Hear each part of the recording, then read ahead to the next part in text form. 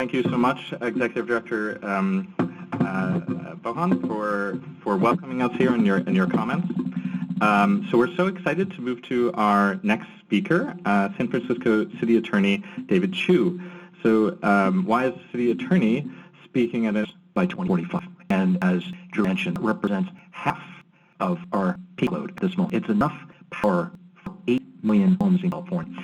What this goal does, it says that California is going big. It says that we want to attract investor confidence, and that's exactly what it's doing.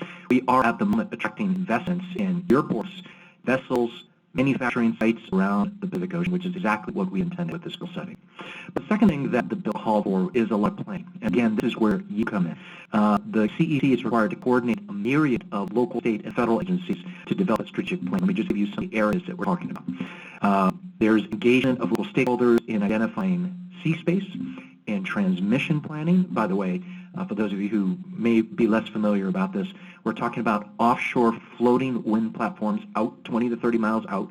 Once we install those, we need to connect through transmission, literally the connections to our shores, through our ports. And then obviously through that, it gets to the grid. A third area of planning requires working with local agencies, again, where all of you come in, to identify port space, waterfront infrastructure to support manufacturing, construction, assembly, operation, maintenance, and establishing local economic and workforce development plans. Fourth thing we need to do, because there are so many agencies involved, there is the need to streamline permitting, really put together a permit roadmap with every local, state, and federal agency that's involved.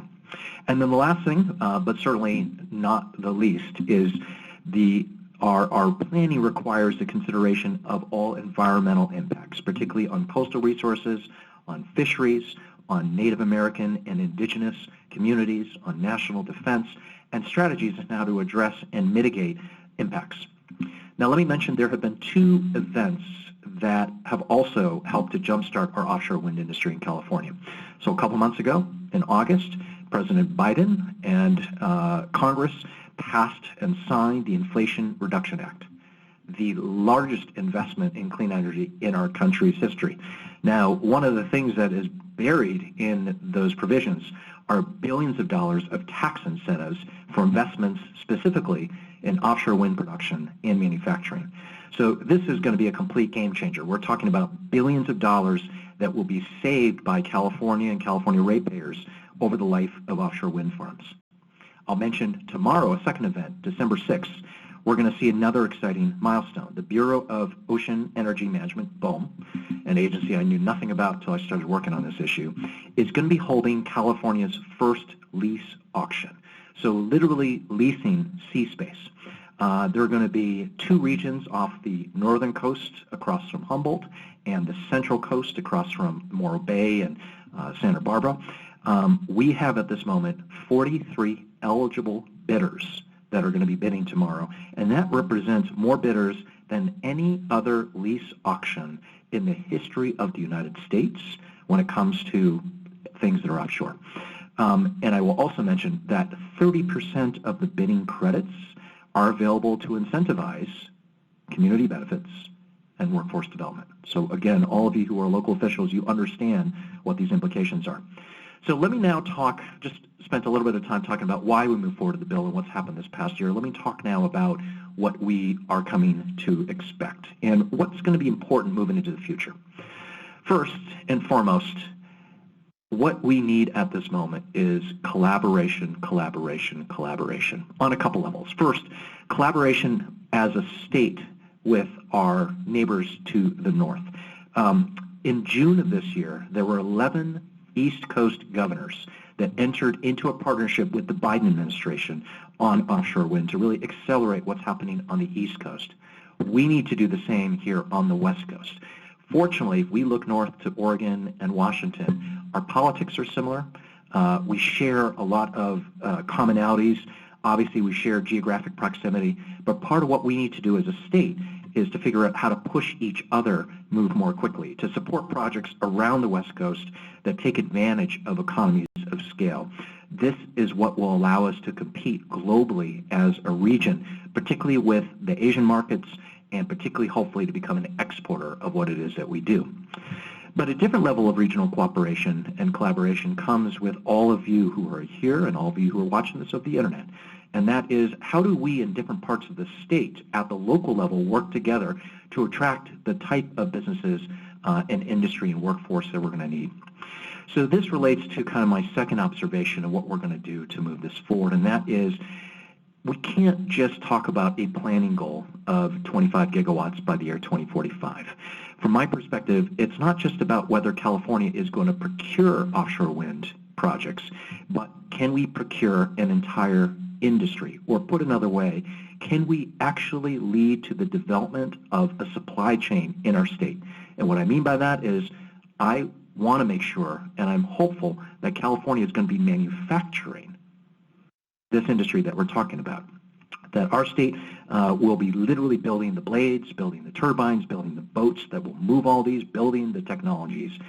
California should be the natural hub, the natural supply chain, given our ports, given the jobs that we have, but it's going to take real work. We're going to have to figure out how to intertwine climate policy with industrial policy to create the thousands of jobs that we are talking about.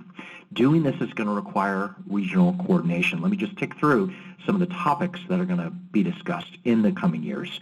Grid and transmission planning, supply chain development, procurement, workforce development, how we rebuild our harbors, how we improve our port infrastructure. This is going to be an incredible amount of work. But again, this is why I think many of you are here. I'll also mention it's going to require us to think about power purchase agreements, so-called state offtake procedures for offshore wind procurement. We're going to need to figure out how do we establish clear, predictable revenue streams so that we can scale up, which is exactly what the East Coast is doing. I heard the discussion of community choice aggregation, CCA. There is an opportunity for those of you who come from CCA communities to think about contracting for the future of offshore wind as part of your portfolio. Let me mention my third observation of what we're going to have to do in the next couple of years. Getting this done, as you can imagine, is going to take an incredible amount of political and policy finesse, because there are a ton of very sensitive local issues that will involve community stakeholders. So, for example, future offshore wind farms will involve transmission lines that will run through marine and ocean sanctuaries that have enormous cultural significance to our sovereign nation tribes and indigenous communities. We have impacted stakeholders like the commercial fishing industry, EJ advocates, conservation advocates. Just this past week, the California Building State Trades announced the first project labor agreement with offshore wind industry players in the Central Coast, but there are many more to be negotiated. You can imagine all of these issues will require important conversations, difficult conversations, and we're going to have to engage everyone in a really responsible manner if we're going to build an industry that is equitable, affordable, and sustainable. We'll want to have blades that are recycled. We're going to want to have energy towers that are built with green steel. We're going to want to have good jobs and living wages that literally lift up all boats. And this work's going to happen. It's going to have to happen really fast, because climate change ain't waiting for anybody, right? Our competition around the world is not waiting for California to catch up. We're going to have to figure out how to build trust, also in part because not only are these conversations hard, but we're likely, as we've seen around the world, probably going to make a few mistakes along the way. And we're going to have to build trust. I often refer to the win-win for wind. How do we create those win-win partnerships in this space that builds trust among stakeholders to get through these hiccups? And let me just also mention one other observation, that the fossil fuel industry, oil, did not publicly oppose our bill last year because we had this wonderful coalition. But just this past week, I've learned about a lawsuit that was filed on the East Coast by Texas anti-environmental organizations, and you know where they may have gotten their money. And the lawsuit seeks to stop all U.S.-based offshore wind development, alleging that offshore wind is going to harm whales. And it's a bit of an ironic kind of example of greenwashing that oil interests are using endangered species whose survival is threatened by the very climate change that they are pushing as an excuse not to move forward with this, right? And folks are laughing, because it does seem a bit comical, but this is deadly serious. This is a lawsuit that is moving forward in a Washington, D.C. court, something that we're monitoring, but this is something that we're going to have to look out to. So now let me just conclude and suggest what I hope your role is in all of this. You know, as you can imagine, this is going to be an incredibly, it's a big vision.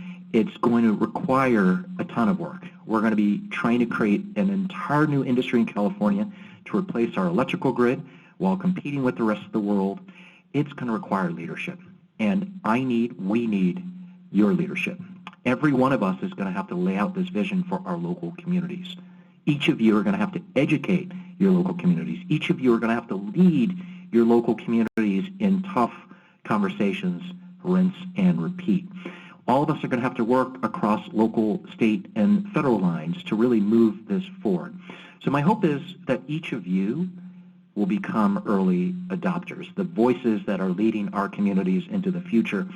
My hope is that when the book is finally written about what has happened here at this point, we're all going to be a part of it.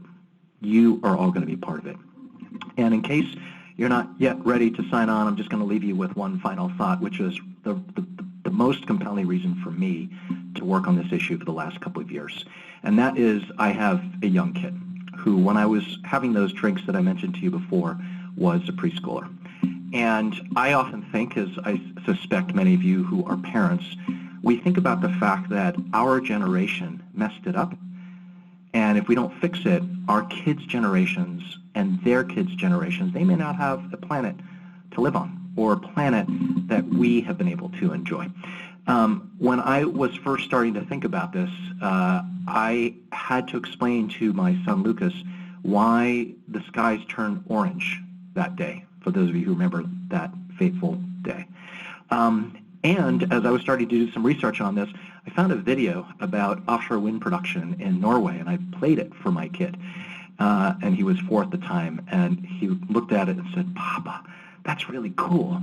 Someday I want to work on that."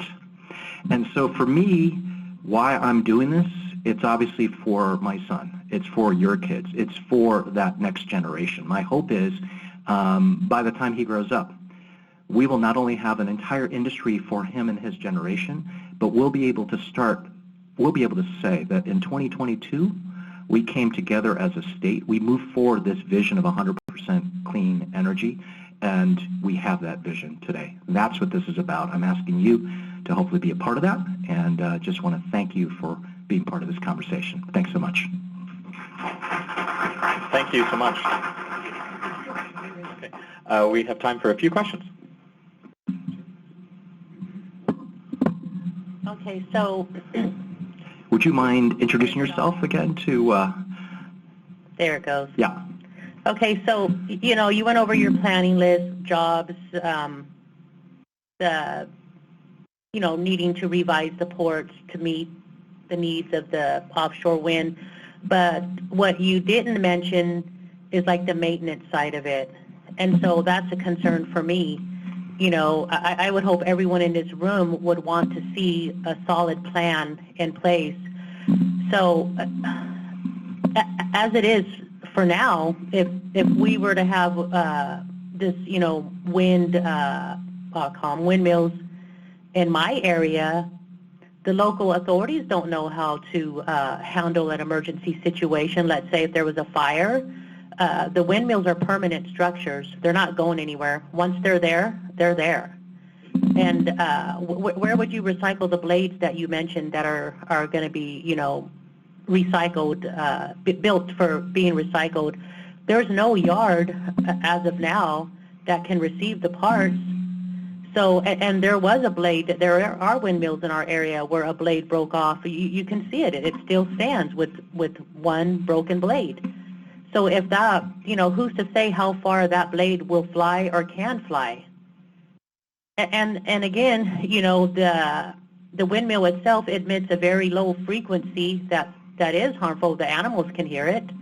And I would imagine some of us, because we're sensitive, us natives, we're in tune with Mother Earth.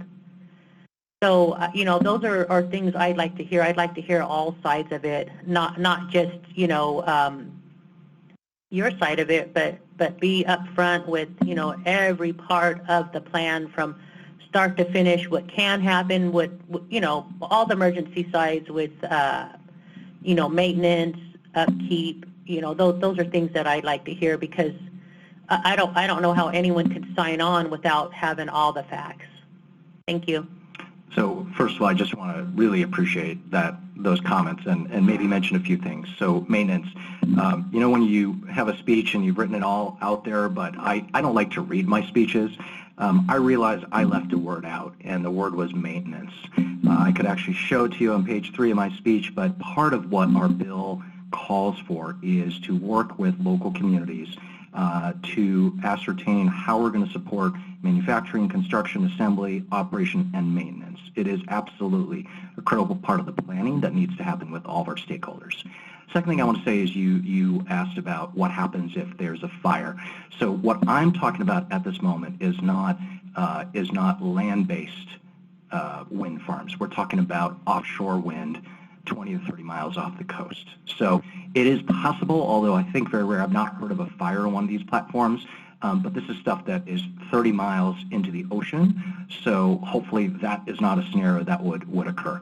Now, all that being said, a critical part of what outreach needs to entail is with our Native American and Indigenous communities for a whole variety of reasons, not the least of which is we're talking about transmission lines going through very important cultural spaces for your communities. And so baked into AB 525, you can literally do a Google search of the number of times we have mentioned Indigenous, Native American community engagement, because that's going to be important in how we move forward. It's part of the analysis of impacts. It's also your communities are one of the named stakeholders that the planning has to be a part of. So if it turns out from your perspective that you're not getting the engagement, I'm not running that process. I was the legislator who handed it to the California Energy Commission, but I know the CEC is acutely aware of the importance of engaging with the diversity of our Native American communities that have a stake in this, and that is something that during the process we ensure to embed in the law and to ensure to embed in the current and future planning process. So, maybe not necessarily collapsing. So, thank you. So the structure could even collapse, come tumbling down. I mean, there's no guarantee, and if you're looking to put it in the water, you mentioned floating, but if it's not going to be floating, how deep down would the structure go? So in California, because of our coast goes very deep, unlike other parts of the world where because the distance between the sea ground and the surface of the water is not that deep, they're able to literally just connect all the way down to the floor of the sea. In the case of California, because our waters are so deep, they will by definition be floating. And they'll be using technologies that have already been refined around the world. And this is another, while we are coming in late to the game, the fact of the matter is folks around the world have been working on this technology for many, many years, have refined the floating technology. I think our next presenter is going to actually talk a little bit about what that entails, so you have a little bit more of a sense of, again, what offshore wind farms will look like. So, again, the hope is that they will not fall, but to your point before, one of the things I just mentioned in my presentation is the idea that as many, we want the technology to be recyclable. We want to make sure that if anything happens, it can go back to Mother Earth. And I know that's an important element of what it means for us to build a sustainable industry with offshore wind. Wonderful. Awesome. We have, I think, time for one more question, if that's sure thing. Hi, Tony Madrigal. Termed out Modesto City Council member, just finished my term last Tuesday. Congratulations. So I'm using my free time to come to events like this. Right on. And take welcome to the afterlife. Yes, I miss my parking spot. Probably don't miss having people yell at you. Yeah, no, I don't miss that part. You just mentioned the lawsuit. I was just curious, do you have an approximate timeline of what that, that hurting the whales lawsuit, is going to look like? And the other question, just following up on do you guys have a plan for a counter lawsuit? I always hear about that too. Yeah, no, we'll certainly be monitoring the lawsuit. It was brought by a Texas Public Policy Foundation funded by industry. We generally know what that means. And it was recently filed. It is focusing on allegations around the impact having to do with whales. As you can imagine, another important stakeholder that we have that's required for engagement during this process is the conservation and the marine life constituencies, because we want to make sure that these floating turbines where the creatures of the sea can swim in and around, that they are kept safe. So that's part of this as well. Okay. I saw one more hand over here. One more. I think Philip was first. I saw him or maybe two earlier. Hi, my name is Philip Williams, council member for the Yurok tribe. You know, you're talking about offshore wind and electricity, but for us, it's kind of a preposterous idea. And I'll tell you, we still have 50 homes that don't have electricity now. They've been overlooked for 100 years. So when you're talking to us about electrification and taking one of our natural resources, the last ones that we have, and diverting it down to another community while not addressing the issues that we have on our reservation of people that don't have access to electricity, don't have access to internet. So this is hard for us to understand. We know this playbook through the dam removal, all the facade that's put out there, that this is all great. But there's other issues. I live there. I've lived there my whole life on the ocean. The proposed sail notices are in an area that we call Sume, and it is a windy place. So we already know these places exist. Some of the issues that we're going to be facing is endangered species.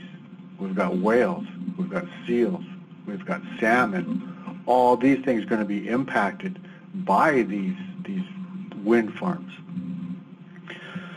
What I'm asking is, we need to take a new approach to get collaboration, because we talked about trust earlier. You know, we don't have a lot of trust that's been built in with these extractive industries. So as we go forward, you know, the tribal nations need to be a part of the decision-making process, not just consulted or come and do a cordial, you know, visitation. We want a meaningful position to help make these decisions that impact our area. These areas are also ceremonial areas. The rocks there are our prayer places where we pray to the Creator. This is where world renewal ceremonies. So this is very, very important to us. So there's a lot of barriers that we need to get through to resolve these disparities that have been in place for a long, long, long time. And I'm looking forward to, as we go forward, we've been collaborating really well with the new administration. I applaud Governor Newsom for the path. But we need to make meaningful with the tribes, all of us. And I believe we're all coming together to represent our interests. And so there's a lot of barriers that got to be overcome, especially endangered species. The other one is, I don't know how many people know, but off our coast, there's some of the biggest storms in this whole area. Right? I live there. I know the waves are 30, 40 feet high. These storms are huge that come out of Alaska. And so some of that technology you're talking about, we're really going to have to look at that, because we don't need those things coming loose, falling apart, like a chairwoman over there mentioned, and impacting our wildlife. So those are just some of the issues I wanted to talk about. So a couple thoughts. First of all, I want to, those of you who come from our tribal communities, just again appreciate the perspective and weighing in. A few thoughts. First, again, one of the benefits for not being first is that other parts of the world have literally developed technologies and developed second, third, fourth generations of this offshore floating wind technologies before we've actually even put anything into our waters. If you look off the coast of Scandinavian countries in sort of Norway and Denmark, or Portugal, or Asia, or the East Coast, they literally have had their wind farms banged into by some of the strongest winds in the world. And we get to benefit from knowing what works and what doesn't. I'm not saying it's perfect, but we are literally a few decades behind where other technologies have been tried and failed and now are succeeding really, really well. So that was thought number one. Thought number two, as I mentioned before, it was important for us to embed into this legislation, not just, as you said, a consultation, a visiting of the tribes, but a deep partnership with our tribal communities, because we know the incredible spiritual and cultural significance of what we are doing. And the fact of the matter is, as I said, some of these transition lines are going to be going through seas that have this incredible significance. When I was in the legislature, it was always important for me every year to visit several of our tribes in California. I did it year after year. And to your point, I have always been shocked at how it is in the 21st century that we have tribes that do not have access to the internet and to electricity. And, from my perspective, completely understand the concerns you raised. I think the vision is that, unlike now, where the fossil fuel industries are having the impact that they are on the globe and not providing this electricity, if we can get to 25 gigawatts by 2045, that will be, again, another 8 million homes that will have access to clean electricity. And I will tell you, at the very moment, my office, the San Francisco City Attorney's Office, we have filed a major lawsuit against fossil fuel industries because of what they're doing to our planet, particularly around the cost of sea level rise, right? We know that we have to do something different. Offshore wind is different. But that being said, we're also acutely aware that there are impacts on the environment. There are impacts on communities. There are impacts on important cultural issues and areas of cultural significance. We've got to grapple with that. And so one thing I would propose is I know we had been engaging with various tribal nations during the course of the legislation. Now that it is in effect and moving forward, for those of you who have not been engaged, I would ask you, I know we have the California Energy Commission represented here today, to please tell them that you want to be part of that table.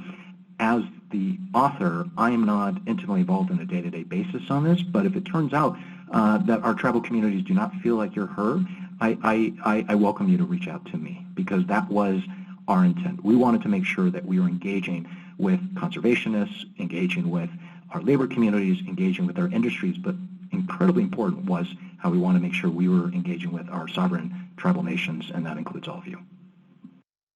Thank you so much. We unfortunately do have to move along because we have a speaker waiting online. I would like to thank you so much, City Attorney Chiu, for your comments and your